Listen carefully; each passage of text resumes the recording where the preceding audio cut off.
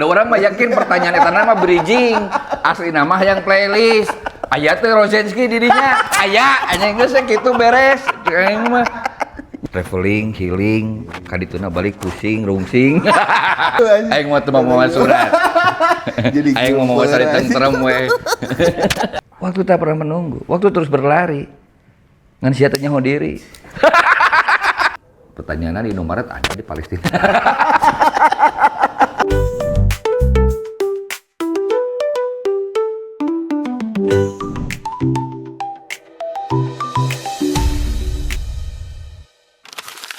Oke, kembali lagi bersama Opik Salapski di podcast Rumah Komunitas. Bebaskan diri, merdekakan diri di rumah komunitas. Kali ini kami kedatangan tamu istimewa. Beliau salah satu Tokoh besi. Tokoh yang keren bagi kalangan anak muda, pasti enakeun kalau ngobrol apapun gitu. Yang menjadi daya tarik kami mengundang beliau itu adalah cara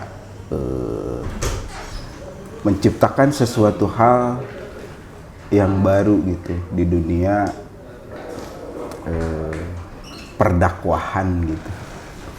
Ini yang menjadi daya tarik kami untuk mengundang Ustadz Rosihan Fahmi. Siap. Baik gitu. Atur nuhun, terima kasih. Ini podcast yang paling lama yang pernah saya alami dan pertanyaannya berat-berat semua. Keren banget ini. Terima kasih, ini Rumah Komunitas. Sampai habis lihat ini kopi segini, habis lihat segini. Ini podcast terberat yang pernah saya alami. Terima kasih. Kita kalau menurut Pak Ustadz mending serius atau santai, Pak? Kamakola Joker, why so seriously? Ini yang saya suka dari Pak Ustadz ini. Keren. Saya tuh pengen bertanya ya. Karena tertarik dengan cara Pak Ustadz berdakwah dan menciptakan sebuah perjalanan yang mungkin tidak semua Ustadz melakukan itu. Nah, pertanyaannya adalah apa filosofi keliling bagi Pak Ustadz itu? Kenapa Pak Ustadz menciptakan filosofi keliling? Gitu. Oke, kalau bagi saya itu pada dasarnya setiap orang itu adalah pendakwah, Wik. Pada dasarnya setiap orang itu pendakwah. Seperti hanya saya punya jargon seperti itu pertama kali ketemu itu kan ketika saya bergelut di bidang filsafat. Kata Bertrand Russell itu kan essentially everybody is philosopher. Kata Bertrand Russell. Karena pada dasarnya kata Bertrand Russell itu setiap orang itu adalah filsuf. Kenapa? Karena kan filsuf secara atau aspek filosofi secara mendasar adalah seni bertanya. Dan setiap orang pasti punya kemampuan bertanya. Itulah yang kemudian mendasari kenapa ada jargon yang disampaikan Bertrand Russell tentang essentially everybody is philosopher. Nah, ternyata ketika saya membaca, ternyata ya di ranah dakwah pun pada dasarnya sama. Setiap orang adalah pendakwah pada dasarnya. Kenapa? Karena setiap orang punya kewajiban, terutama seorang muslim itu adalah saling menasehati, saling mengingatkan satu sama lain dalam kebaikan. Dan itu adalah hak dan kewajiban ada pada seorang muslim. Dan tidak terpenjara oleh salah satu bidang atau profesi. Ini semua punya hak dan kewajiban urusan saling mengingatkan. Gitu pada dasarnya gitu. Dari dasarnya itu Pak Ustadz menciptakan filosofi keliling. Nah, di ranah aspek keliling ini ada hal yang lain, memang ada yang lain. Selain saya juga kemudian ingin menyadarkan bahwa kamu nggak perlu rigid, nggak perlu kaku, nggak perlu takut dengan wah filsafat gimana. Enggak, itu hal yang sederhana. ketika kamu bertanya, pada saat itu juga kamu sudah mulai berfilsafat pada dasarnya. Nah, dalam konteks itulah yang kemudian saya merasa perlu untuk mengingatkan kembali ke teman-teman saya. Nah, dalam konteks keliling itulah yang kemudian kemanapun saya bergerak, misalkan dimanapun saya berada, karena saya punya nilai tanggung jawab yang lain, secara akademis misalkan saya belajar S1, S2 dan S-telernya di ranah filsafat gitu kan ya. Sampai ke S-teler di ranah filsafat sebagai bentuk tanggung jawab moral. Ya, saya menggunakan ruang gerak saya untuk menyampaikan pesan itu diantaranya, gitu. Dan filosofi keliling ini kan sebenarnya sama seperti hanya filosofi dalam ritual ibadah haji atau umroh, kita dipertemukan dengan simbolisasi tawaf. Yang sejatinya kalau kita tawaf atau keliling Ka'bah, ya yang kita keliling kan cuma di situ aja, nggak ada yang lain. Cuman sisi kanan, kiri, utara, selatan, seterusnya. Cuma itu aja yang kita kelilingi.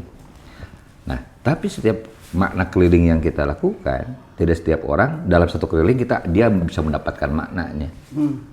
Walau pada setiap titik ada doanya, tapi belum tentu dia mendapatkan maknanya. Bagi orang yang belum mengalami secara spiritual ada di ranah itu, essentially dalam keseharian dia sudah melakukan tawaf. Berapa kali Opik bertemu dengan hari Senin selama hidup? Tidak terhitung. Padahal Opik sudah bertemu dengan hari Senin, hari Selasa. Apakah makna ketika ketemu lagi hari Senin sama enggak? Ketemu dengan hari Selasa lagi sama enggak? Berubah. Oh, jadi setiap Pak Ustadz keliling dengan filsafat kelilingnya, pesan apa sih yang benar-benar disebar kepada teman-teman di tempat-tempat Pak Ustadz? Yang saya lakukan sebenarnya saya lebih kepada memosisikan diri, saya berusaha memosisikan diri sebagai pembelajar. Kenapa? Karena terus terang saya mendapatkan banyak insight itu justru ketika saya memulai dialog dengan apapun, dengan siapapun. Kenapa dengan apapun? Misalkan ketika saya mengambil keputusan melakukan pergerakan pakai motor misalkan, pakai mobil, even jalan kaki sekalipun, salah satu hal yang sering saya lakukan adalah kalau manusia sekarang kan rata-rata selalu pakai headset ya misalkan ya. Even ke rumah motoran sekalipun, nah saya mah menghindari itu. Kenapa? Karena di ruang-ruang sunyi seperti itu justru sering terjadi ruang dialog. Maka terjadi ruang dialog. Entah itu sifatnya yang sangat batiniah misalkan, itu yang sering saya alami. Itu yang ketika misalkan ke rumah motoran tengah puting, misalkannya hujan ngegobret, itu yang saya alami, itu ruang dialog batin yang luar biasa yang saya alami. Itulah kemudian saya sebut dengan apapun kita berdialog. Nah, ketika dengan siapapun kita berdialog, ketika misalkan saya posisi nakerngiuhan, bisa jadi saya yang mengawali membuka percakapan atau justru mereka yang merespon, udah dari mana nih misalkan, muncul pembicaraan dan seterusnya. Nah, semampu saya, sebisa saya justru di sana pada momen-momen dialog itu saya mencoba mencermati, mencoba menghayati, berusaha menggali hingga sampai kemudian saya dapat insight apa ketika saya bertemu dengan A. Jadi makna hidup tuh dapatnya di setiap Pak Ustadz hinggap gitu. Ya kan dari sekian banyak ruang-ruang henti kita, tidak selamanya juga kita mendapatkan arti. Ya kan tidak selamanya juga gitu. Termasuk yang saya alami juga tidak sepenuhnya saya kemudian ambil itu menjadi enggak sepenuhnya, karena saya juga nggak sanggup bisa jadi. Jadi saya juga nggak sanggup. Sehingga pada satu titik saya justru membatasi kemudian. Karena ujung-ujungnya ada nilai responsibility gitu. Seperti hal ini misalkan terakhir perjalanan secara waktu efek dari pola seperti tadi itu, saya kemudian membersamai tukang beca bentor-bentor yang dari Jogja misalkan. Gara-gara ngobrol seperti itu, akhirnya saya sampai kemudian ikut nginep di rumah keluarga mereka di daerah Sleman. bukan di Slemannya, di Gunung Kidul, Wonosari. Misalkan saya tinggal di rumah keluarga tukang beca itu, namanya Mas Suryo, misalkan. Yang awalnya hanya sekadar percakapan di beca di daerah Malioboro gitu. Tapi karena ada insight yang lain, saya menemukan makna yang luar biasa dari Mas Suryo ini, keren banget menurut saya, sampai saya merasa penting untuk bersilaturahmi ke keluarganya, ke rumahnya, sampai gayung bersambut, kita bikin perpustakaan di kampung halamannya itu, sampai kemudian di terakhir itu saya diperkenalkan langsung dengan kepala desanya, hingga terteleponan dan seterusnya dengan kepala desa untuk ngebangun kolaborasi dan seterusnya. Itu dari hal-hal yang sederhana seperti tadi gitu. Bermula dari percakapan. Dari sekadar percakapan. Karena dalam pemahaman saya, peradaban itu dilahirkan dari suatu permasalahan. Tanpa permasalahan tidak mungkin ada peradaban. Tanpa permasalahan tidak mungkin ada Peradaban. Berarti selama ini, selama perjalanan itu Ingin masalah. Ingin masalah hidup mah. Ingin masalah. bersegmen nggak, Pak Ustadz?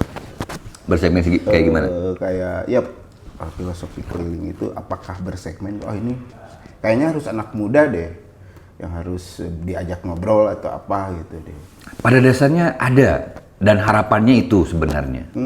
Harapannya itu. Karena seringkali ketika misalkan saya hinggap di salah satu wilayah misalkan, yang saya harapkan justru ya saya bisa tiktokannya dengan teman-teman anak muda. Harapannya seperti itu, walaupun kenyataannya tidak selalu. Tidak selalu.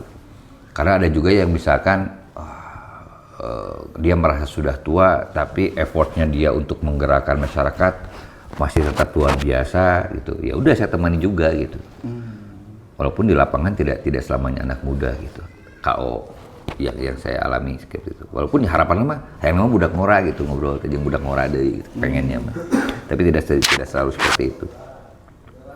Jadi pada akhirnya yang sering saya sampaikan itu ya hirup mah wayahna kudu siap jeung reuasna.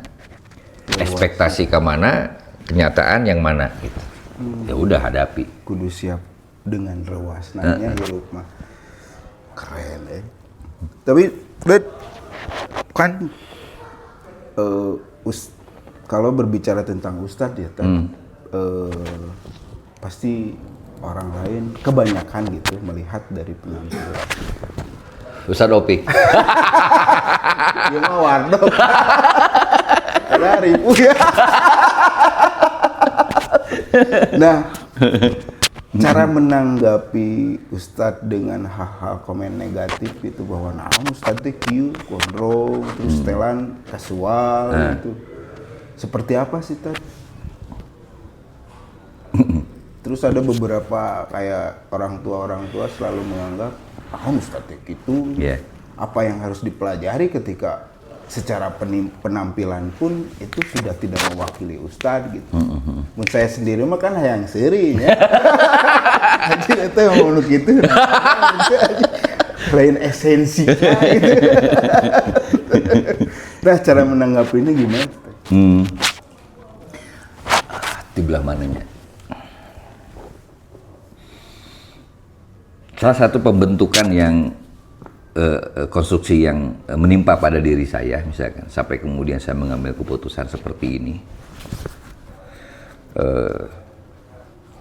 Saya kan besar di era Orde Baru. Saya besar di era Orde Baru yang begitu kental urusan formalisasi, begitu kental dengan urusan basa-basi, begitu kental dengan urusan protokoler dan seterusnya. Upacara setiap hari Senin, baris berbaris, seragamisasi, dan seterusnya. Saya dikonstruk dengan seperti itu sejak era Orde Baru. Ternyata yang terjadi pada diri saya justru saya kategori yang menolak pendisiplinan itu semua. Alasannya apa tadi? Aku nggak mau diseragamin sama orang lain. Jangankan dengan orang lain. Kang Opik berapa bersaudara?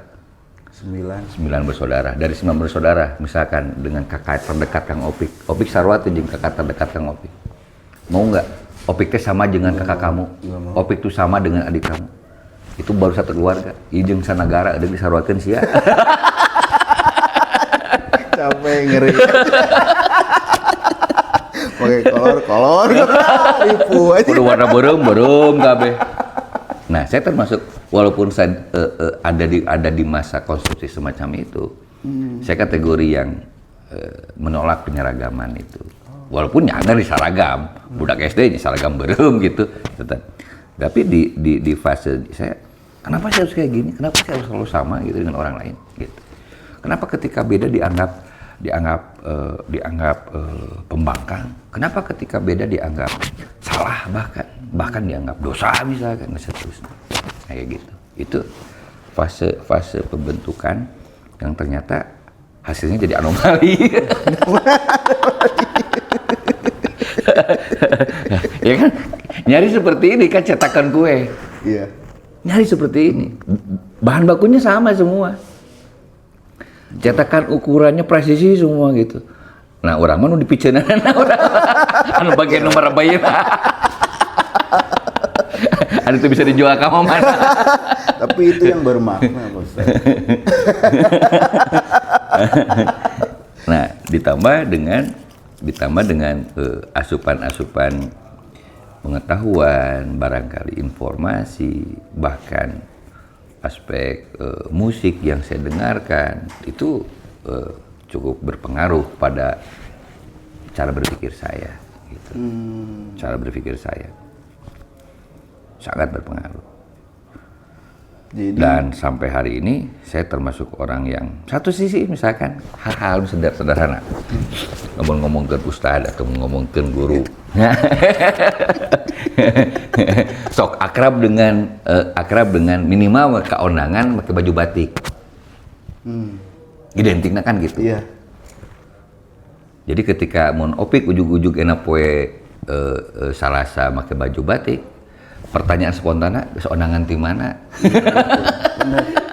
Bener. Pertanyaan aing kan hubunganana pakai baju batik jeung kondangan.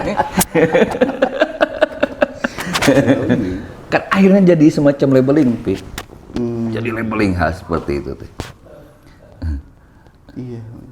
Dan akhirnya karena saya terus terang saya termasuk orang yang jarang pisan pakai baju batik. Lamun dipanggilkeun baju batik, paling sekali pakai saya bikinnya ke batur.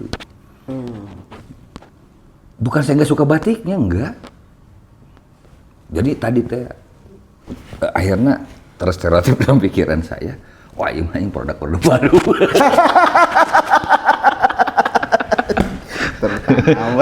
Eta iya. Eta ngaganggu pisan eta.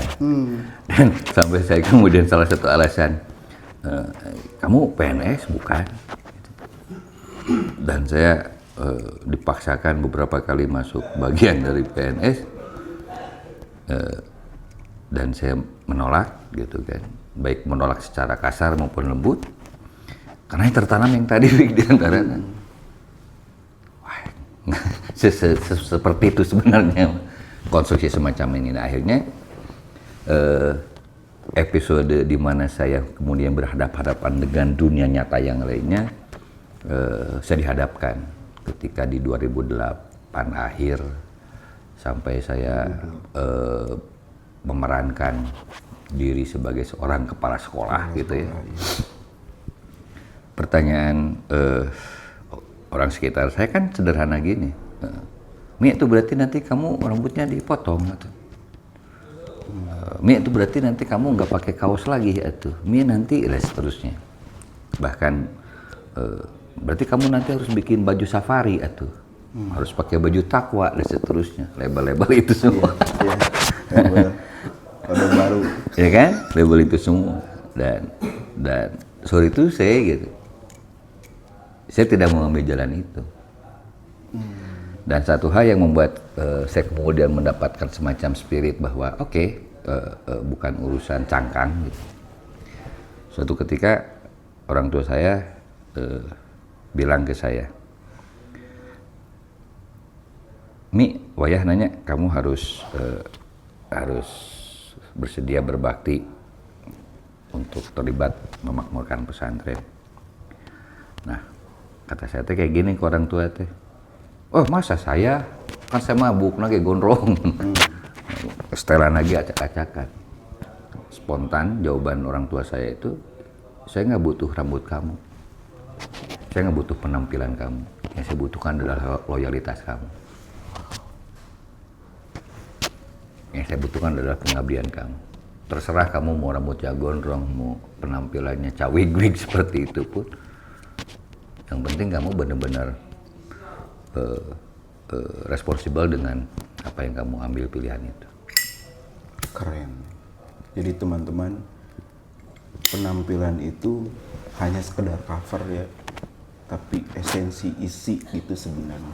Ya itu yang menjadi bagian dari yang bisa dibilang sampai hari ini saya perjuangkan. Jadi biar baik secara pribadi kepada saya sendiri atau ke teman-teman, jangan mudah terjebak dengan penampilan kayak gitu. Karena bahaya juga ketika kita membuat stereotip sendiri dengan gitu kan.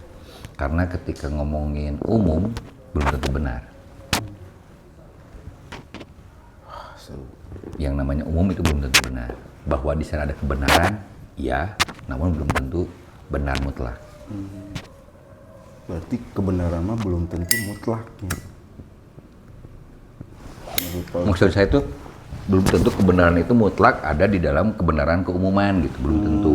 Karena bisa jadi butuh diperiksa ulang gitu. Butuh di riset ulang. Butuh dibaca ulang gitu. Karena kan bahayanya itu kan proses yang semacam itu kemudian meniadakan nilai-nilai kebenaran yang sifatnya personal. Oh iya, gitu. Subjektif jadi. Kalau menurut saya kayak gitu. Jadi dari pendekatan yang saya lakukan bahwa saya berani tampil apa adanya, terserah orang mau menilai seperti apa. Karena pada tingkat kedalaman saya sendiri ini menjadi semacam ada peperangan, Pi. Dalam artian kayak gini, sebenarnya yang kamu lakukan itu ingin dilihat oleh manusia atau oleh yang maha kuasa?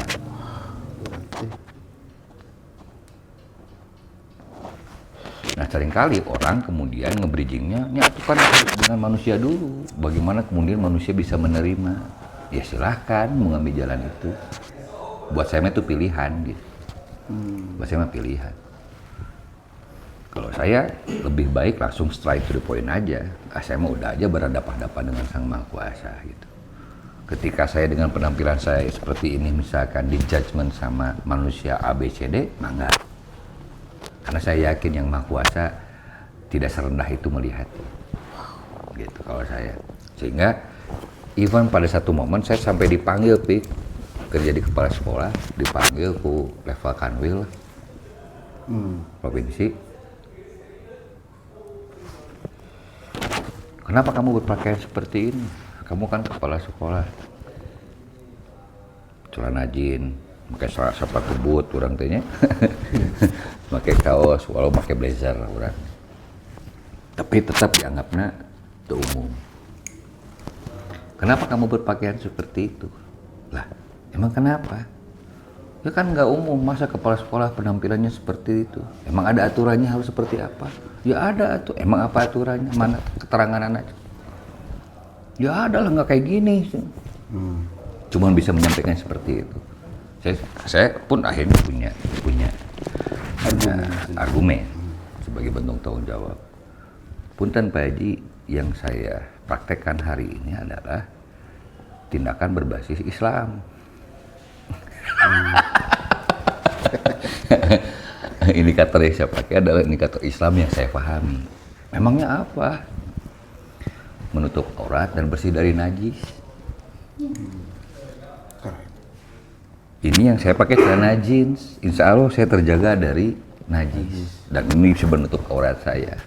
Kaos yang saya pakai mungkin harganya murah, tapi insya Allah bersih dari najis dan bisa menutup aurat saya. Itu yang saya pakai Pak Haji. Itu. Nah, karena saya punya argumen seperti itu, ini yang lucu kemudian. Katanya kamu dari jurusan filsafat ya sekolahnya? Ya Pak Haji, pantas sana tuh kamu seperti itu. Ya udahlah, kumaha maneh we cenah. Har cek aing. Asa teu nyambung. Dan itu juga menjadi sebuah identitas budaya ya, kalau berbicara tentang orang filsafat pasti pakaian ararane, terus ininya pola pikirnya ararane dan lain sebagainya. Ya makanya itu saya tadi bilang ketika kita ngomongin yang benar tuh yang mana? Yang benar itu yang seperti apa? Saya kemarin dapat insight keren, misalkan ada yang disebut dengan keadilan monyet. Apa itu keadilannya? Jadi bati urang kamari ulin ka Jogja pik. Gitu. Jadi ada salah satu teman saya bercerita di depan di daerah Gunung Merapi itu kan banyak monyetnya daratang, nyokot cau lah, nyokot naon, nyokot. Di tengah obrolan teh ya kita akhirnya terpaku lihat bagaimana perilaku monyet gitu kan.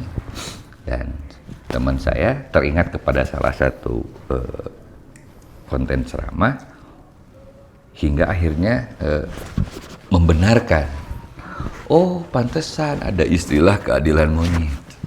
Memang kenapa? Memang pas hari itu tuh monyet mau cau dua pik, mau cau dua nu hiji rada gede, nu hiji rada leutik. Ya leutik ya gede, ngarah dianggap sarua, gegel heula nu belah dieu, kek opek teh pas ngagegelna gede teuing, jadi nu rada gedena, gegel deui.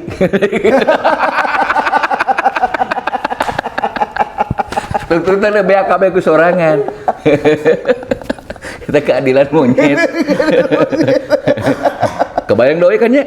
Mawa cau nu rada gede hiji nu rada leutik kitu. Kan teu adil ye. Ngarah adil nu gedena gegel heula, pas ngagegelna gede teuing. Jadi ieu nu gede. Aduh teu adil deui, sarwakeun deui, gegelna gede teuing. Gila bisa teu. Ah tuh BAKB sorangan. Eta keadilan monyet. Bobo jelema masyarakat hari ini oke. Pakai prinsipnya prinsip keadilan monyet. Tentunya tapi aku sorangan. Allahu Akbar. Nah, kemarin itu saya banyak dapat info Pak Ustadz. Pak Ustadz itu melakukan perjalanan gitu dari Bandung ke Jakarta gitu. Jalan kaki, jalan kaki gitu tanpa kendaraan dan sebagainya gitu. Itu tuh apa sih yang membuat Pak Ustadz melakukan itu? Ya kan yang pertama yang saya lakukan lebih kepada awalnya respon. Ketika saya berdiskusi dengan teman-teman yang sangat aktif gitu kan ya dan konsisten, dan saya respect dengan itu, dengan konsistensinya saya respect banget.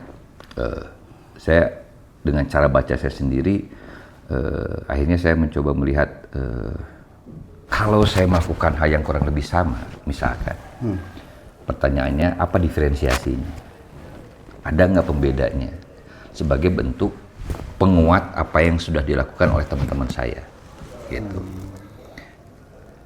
Sebagai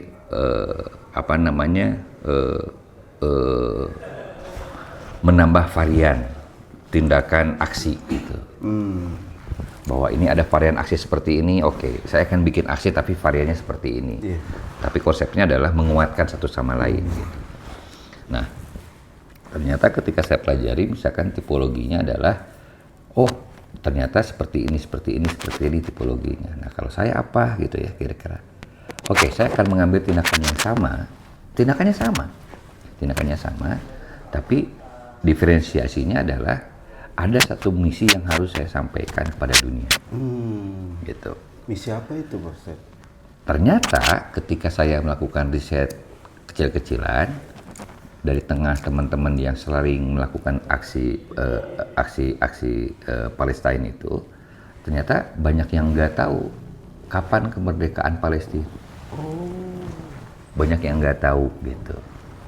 Mungkin lupa ya, mungkin lupa. Nah makanya kemudian misi saya lebih kepada misi dan teman-teman itu yang 7 orang lebih kepada mengingatkan pada dunia bahwa 15 November 1988 itu adalah hari kemerdekaan Palestina. Jadi misinya cuma itu aja, mengingatkan gitu. Dan ketika saya konfirmasi ke teman-teman yang sering aksi, mereka pun sama membenarkan itu. Banyak yang lupa tentang itu. Ya udah, kita sepakati 7 orang itu ada saya, anak saya yang perempuan, kemudian ada Kang Baba, ada Kang Acep, ada Wanggi, ada Ono Majelis Tato, kemudian ada Kang Topan, gitu. Udah kita sepakat mau nggak jalan kaki dari Bandung ke Jakarta, gitu. Nah kenapa harus dengan jalan kaki? Karena seringkali kalau saya melakukan misi kan seringnya saya pakai motor kan, seringnya pakai motor. Nah ketika mau ngajak teman-teman yang lain teh justru menjadi alasan. Udah saya nggak punya motornya, saya ini motornya.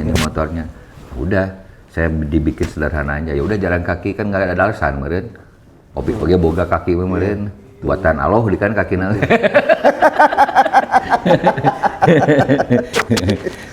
Kayak gitu. Jadi lebih kepada penyederhanaan. Yang saya pikirkan adalah semua orang pasti punya modal itu mah. Gitu. Makanya misinya pakai jalan kaki gitu.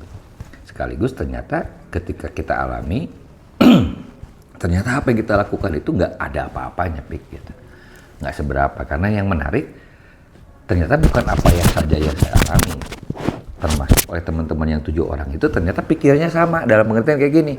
Ketika jalan kaki itu bahwa kita merasakan sakit, merasakan pegal, merasakan barare dan seterusnya merasakan, tapi itu seolah-olah menjadi ternyata kita mah bukan apa-apa ya.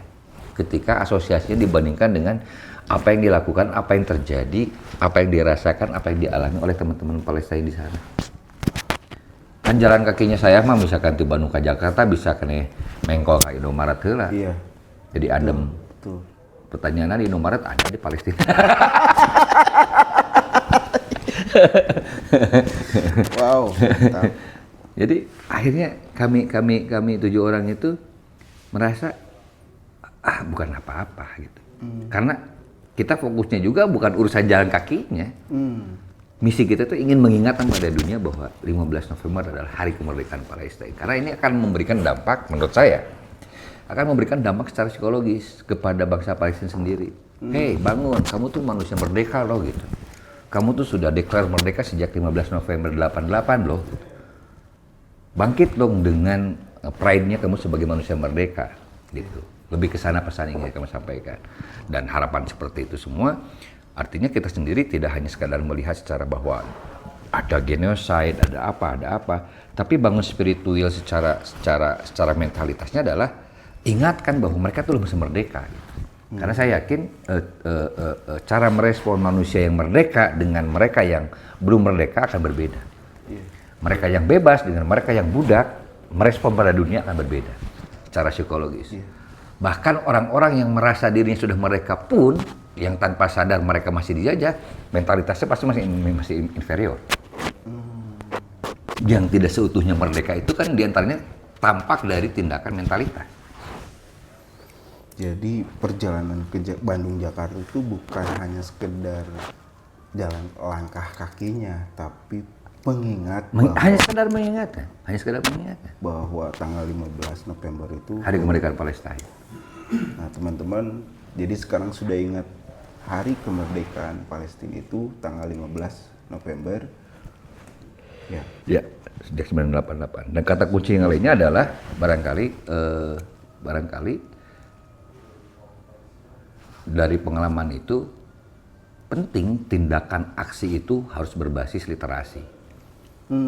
Alasannya apa itu? Ya seperti tadi, seringkali misalkan tindakan aksi itu lebih kepada reaksioner, misalkan yang lebih cenderung sangat dikedepankannya nilai-nilai emosionalnya saja, misalkan. Eksistensi diri. Gitu. Boleh seperti itu, boleh gitu, silahkan. Tapi menurut saya lebih baik lagi jika dibangun pondasi juga berbasis literasi, berbasis data dan seterusnya, sehingga ya itu yang kemudian selain urusan kita mengingatkan pada dunia bahwa bahwa merdekanya Palestina itu sejak 15 November, yang saya narasikan dengan teman-teman itu adalah menggunakan basis Bandung sebagai ibu kota perdamaian Asia Afrika, berbasis Dasar-Sila Bandung itu, yang menyorakan inspirasi aspirasi perdamaian dunia.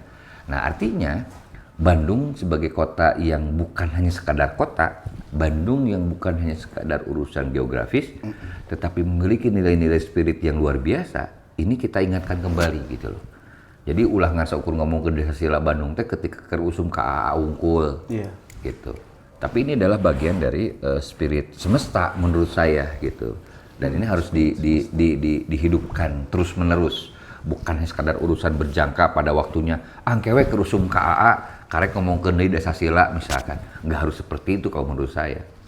Gitu. Jadi bahkan tiap hari itu harus dilakukan sebagai pengingat gitu. Ya, dan itu yang kemudian tanpa sadar secara semesta, ini yang kemudian secara geografis dan secara common manusia Bandung selalu dibedakan dengan manusia yang lainnya. Kenapa ya di Bandung mah jauh relatif dikategorikan sebagai wilayah slow living, dan ngomongin slow living udah banyak juga daerah lainnya yang slow living. Betul. Tapi vibe-nya kok beda gitu. Ada apa itu? Nah itu maksud saya. Dan diantaranya adalah spirit perdamaian itu ada di Bandung. Gitu. Spirit komunitas itu ada di Bandung misalkan. Yang terjadi, yang dirasakan seperti itu. Walaupun saya melihat ya sebenarnya yang namanya spirit perdamaian, tindakan perdamaian, berkomunitas itu hampir setiap daerah punya yang seperti itu. Tetapi bagaimana kemudian dari itu semua kemudian vibe-nya bisa menjadi menggelegar sampai ke sebut saja wilayah Asia Afrika. Pertanyaannya kok kenapa Bandung gitu? Padahal modalnya semua punya juga sama gitu. Kayak gitu. Berarti ya pertanyaannya dan alasannya kenapa Bandung? Ini mau pakai referensi anu geus umum mah karena Tuhan menciptakannya lagi senyum. Sementara nu sejen mah diciptakeunna Tuhan keur amek-amekan. Dan itu jadi joke loh bagi kita ketika masuk ke wilayah Jakarta. Yang kita alami itu pantesannya di Bandung mah ngarareunah gitu. Wajar dah Tuhan lagi nyiptakeun Bandungna keur senyum. Berarti lamun di Jakarta mah berarti diciptakeun Jakarta berarti Tuhanna keur amek-amekan. Jadi we hareudang. Allahu Akbar. Jadi we bawana amek-amekan tidak di Jakarta mah. Da Allah kerjanya keur amek-amekan. Allahu Akbar, wallahu a'lam. Wah, keren deh. Pak Ustadz, boleh nggak saya bertanya sesuai dengan SOP? Wah, ada SOP. Sopna sop mata kaki kah? Sop bu. Ini masih ada kaitannya dengan pembahasan awal mengenai filosofi keliling. Sahabat keliling. Sahabat keliling gitu. Nah, pertanyaan pertama itu salah satu mungkin kalaupun toh tidak ada kaitannya dikait-kaitkan. Kait. Menurut Pak Ustadz, traveling itu kan capek ya tadi.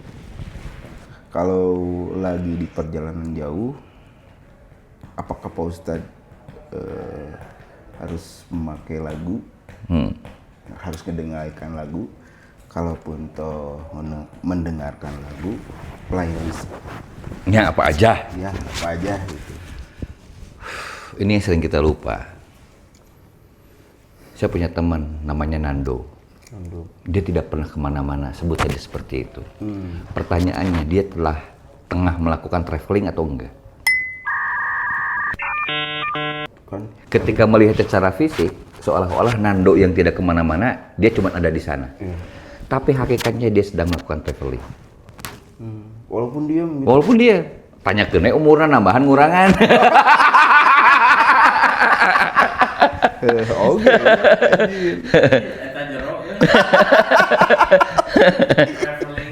Traveling.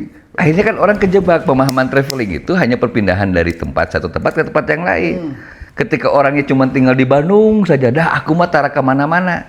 Tara kemana-mana maneh teh, geuning umurna ngurangan. Lamunnya teu kemana-mana bisa dong umurna teu ngurangan. Artinya hakikatnya setiap orang itu traveling. Entah itu dengan diamnya, entah itu dengan bergeraknya. Tergantung dia memaknai travelingnya, apakah hanya sekadar perpindahan ruang dan waktu saja.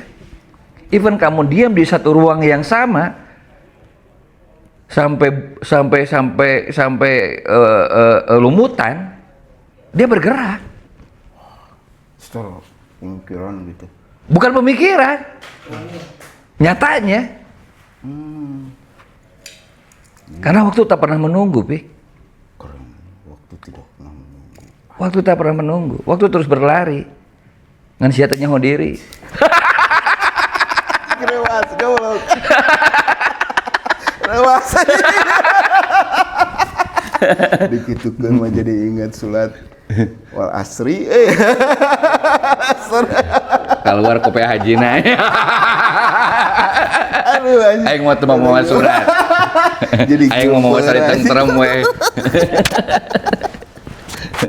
Aduh. Nah, ini kita lupa sih bahwa kita tuh saat ini tengah traveling. Terlebih bagi mereka yang percaya akan hari esok. Bagi yang percaya ya, kita tuh lagi traveling. Dan ini shelter kita. Pertanyaannya, apa yang kamu lakukan ketika kamu ada di shelter? Apakah hanya menunggu bus datang tanpa melakukan apa-apa? Ketika bus hendak datang, kita bisa memprediksi kira-kira kapan seterusnya bus akan menghampiri kita. Pertanyaannya, apa yang kamu lakukan selama menunggu?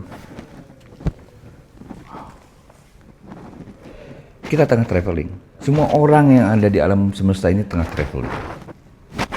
Cuman terjebak dengan gimmick media sosial hari ini yang namanya traveling ini adalah traveling, healing, kadituna balik pusing, rungsing. banyak duit.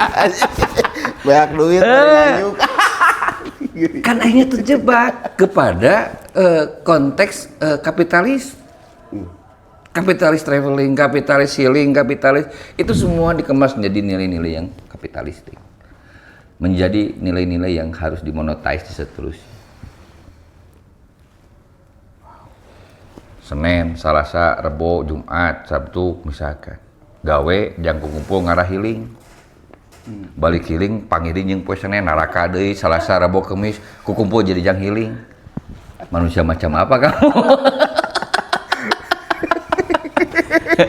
Keadilan monyet tadi. Keadilan monyet pada akhirnya yang terjadi. Jadi seolah-olah mana gawe teh jang healing. Wah. Bahasanya kasihan banget kalau konsepnya seperti itu.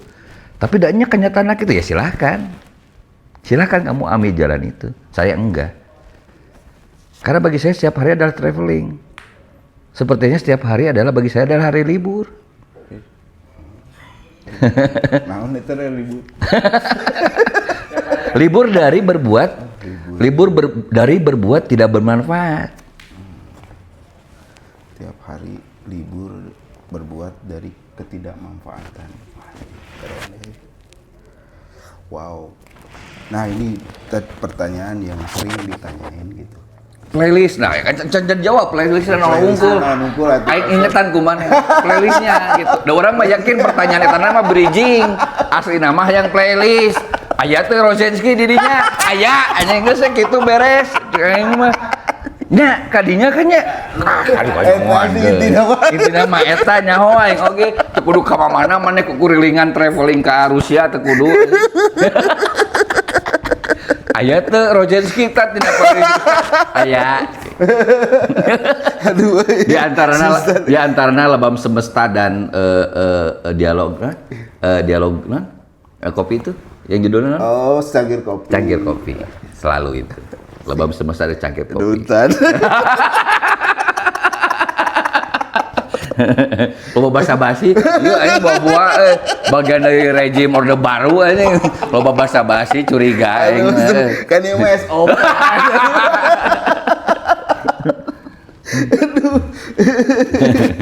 Ustadz kan kebanyakan tuh ada beberapa yang nanya gitu. Nah, hanya Ustadz Rosyan Pamema dakwahnya tuh di masjid, gitu. Tapi di luar di jalan sama anak muda dan tidak pernah menilai dari wujud fisiknya gitu. Erek anak pang, erek anak tatoan, tukang mabuk, begawe band, banyak lah. Kenapa sih Ustadz lebih ke arah situ gitu? Ya. Dan tidak di masjid. Gitu. Ya. Kan mayoritas tuh menganggap bahwa ya Ustadz mah kudu dakwah di masjid gitu. Secara tipologi kan ada istilah juga ada istilah syariat, ada jalan hakikat. Oke. Syariat itu diantaranya yang masih menggunakan SOP. Oke, itu jalan syariat. Boleh. Bahkan harus ada bagian dari itu semua. Tapi karena orang kemudian terjebak dari cara pandang syariat, lupa pada hakikat. Ketika saya nanyakan, masjid itu apa? Tempat ibadah. Tempat ibadah. Imah? Tempat ibadah oke sih Oke, sebenarnya. lapangan. Tempat ibadah. Jadi masjidnya naon? Kira-kira no. Oh, bentuknya belajar ke Pak Ustadz ya. Nah, hari ini kita kadung memahami ketika ngomong masjid itu adalah ruang. Udah gitu, dipersempit lagi.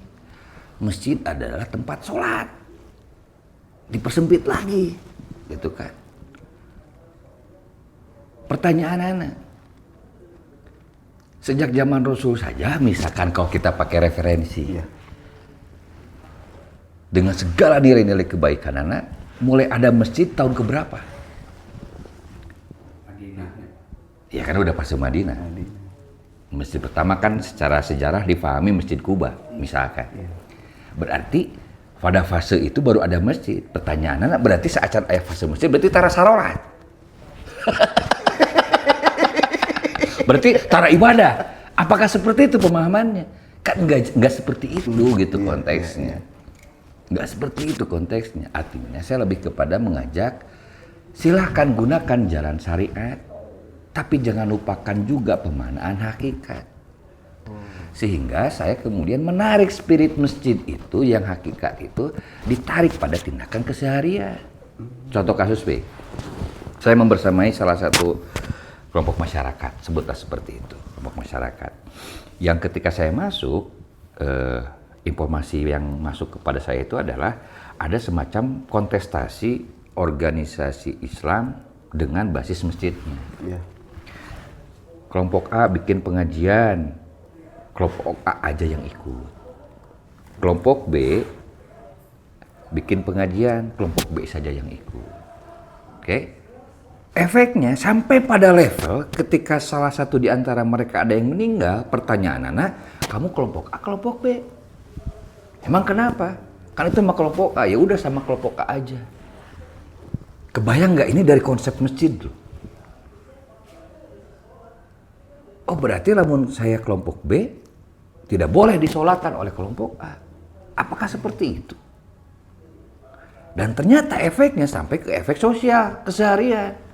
Abai da eta mah kelompok A, abai da eta mah kelompok B, padahal sama-sama mengatasnamakan Islam. Yang dua-duanya menggunakan basis masjid juga.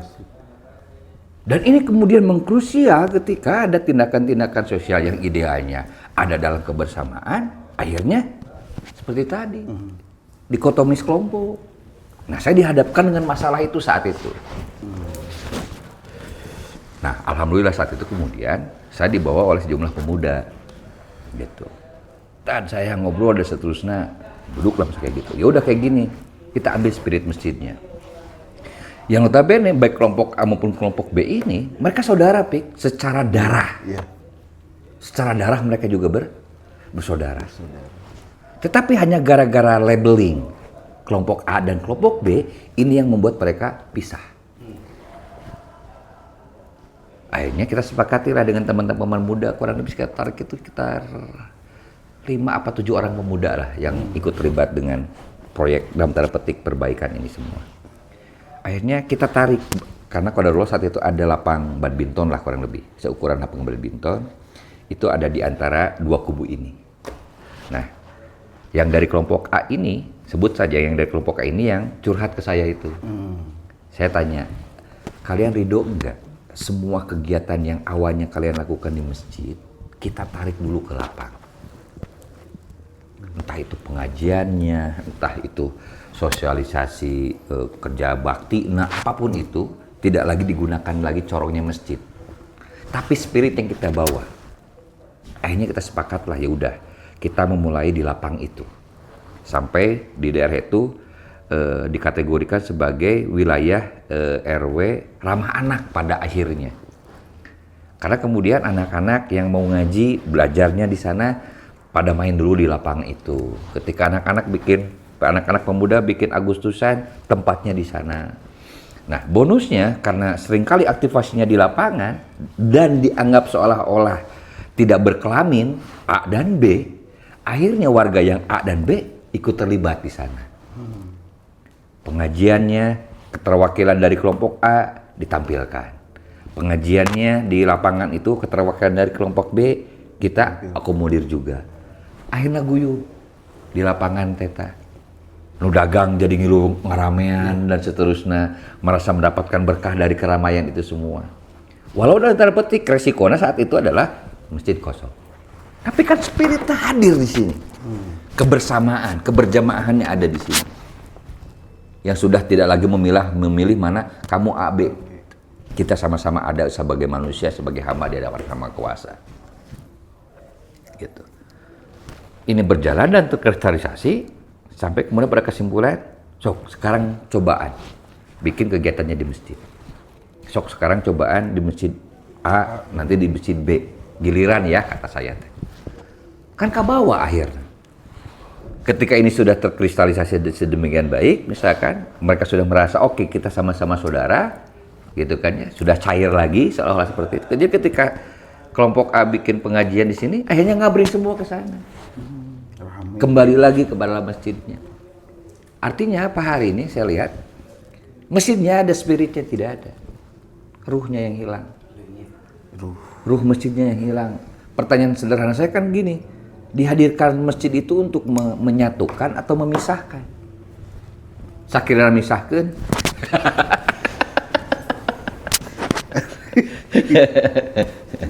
Itu. Jadi saya berusaha mengembalikan nilai-nilai dasariah. Nilai-nilai hakikatnya. Karena hakikatnya masjid adalah untuk mempersatukan, bukan untuk memisahkan. Nilai-nilai hakikat masjid gitu. Iya. Menyatukan. Salah satunya dua warga itu. Iya, itu yang saya praktikkan di sana, kurang lebih seperti itu. Mantap.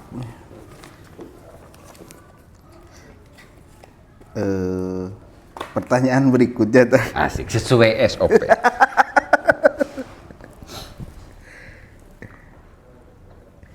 Nah, ini pertanyaan kayak gini, Tad. Ceritakan dong momen paling epic yang Ustadz alami saat lagi berdakwah. Momen paling epic. Momen paling epic. Yang paling sering momen epic dalam berdakwah itu pas orang parkir, entah itu di masjid, entah itu mananya ustadznya can datang-datang padahal aing keur membantu parkir. Karena neangan sudah kasih oping gitu ta. Bawa ya gitu terkecoh. Hampura teman-teman penonton, aduh. Itu sering banget kayak gitu. Jadi orang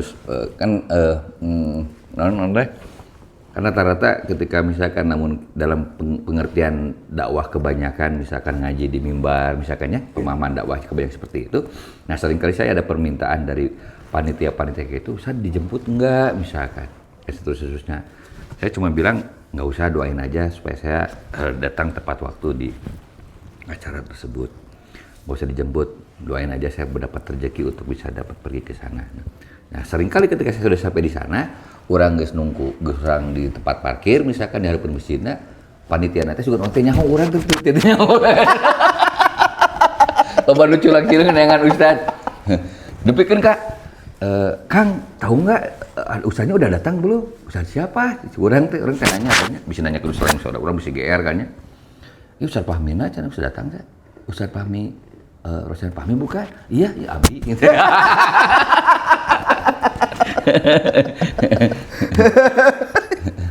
Oke, sebelum ini diakhiri, gitu, saya akan menjelaskan dulu bagi teman-teman yang ini di sini tuh ada produk UMKM dari teman-teman ya, kayak kopi. Iya, saya produk UMKM ya. Uhun, sami. Kemasan hisa, pengirim hisa. Di Banjaran eta. Iya teh. Wow, tuh anjir Banjaran. Gitu. Bisa tes lah. Kemasan. Sugan teh judul mereknya kemasan. Beda tulisan. Ya, jadi ya kopsus itu. Kopsus creamer itu. Oh, jadi, kopsus creamer. Apa sih kopinya tipis? Kopinya tipis. Jadi pertanyaan aing ngejual kopi ngejual creamer. Tapi ngeunah. Jang maturan ngudud ngeunah bisa. Nama ya kopian. Kopian. Jadi teman-teman bila berminat untuk dipromosikan di podcast Rumah Komunitas ini, langsung aja DM atau masuk ke web Rumah Komunitas itu. Nah, termasuk ini juga nih produk. Ya. Iya. Ini sama punya siapa ini, Kang? Itu punya North North Island. Wah, dia pakai bahasa Inggris. Bobo produk Banjaran oke. Bukan.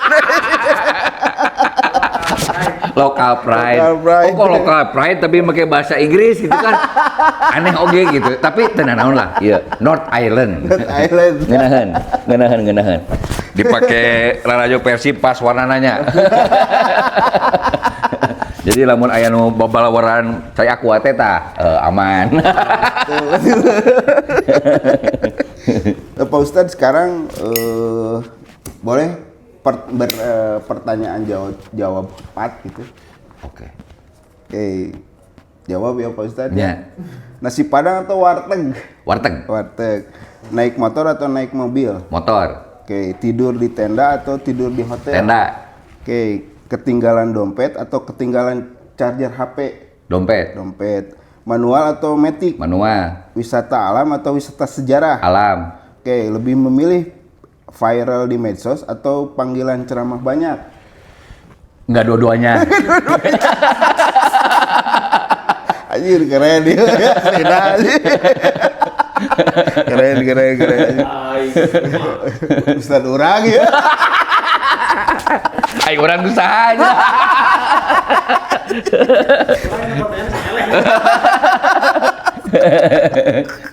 Kretek atau filter?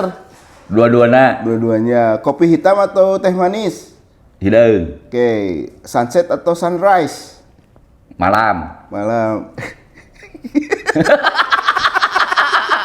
Pilihan ya. Ustadz urang ya.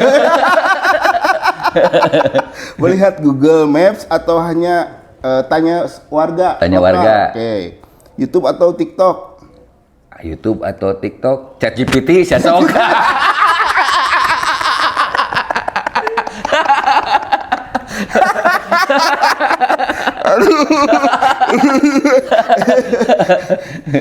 Berarti kudu ditawari. Pilihan ceramah offline atau online? Ulin. Oke, satu doa favorit saat sedang di perjalanan. Doa favorit sedang di perjalanan. Mampukan dan pantaskan. Wah, subhanallah. Satu mimpi terbesar Ustadz yang belum tercapai.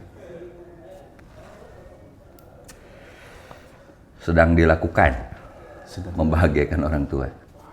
Subhanallah. Oke, dengan jawabannya Pak Ustadz, mungkin podcast hari ini dicukupkan sekian, dan penutupnya mungkin closing statement dari Pak Ustadz kepada para teman-teman yang melihat podcast rumah komunitas ini?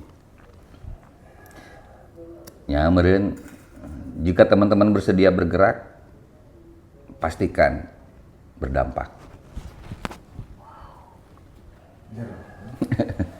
Merdeka kolaborasi. Asik, rumah komunitas.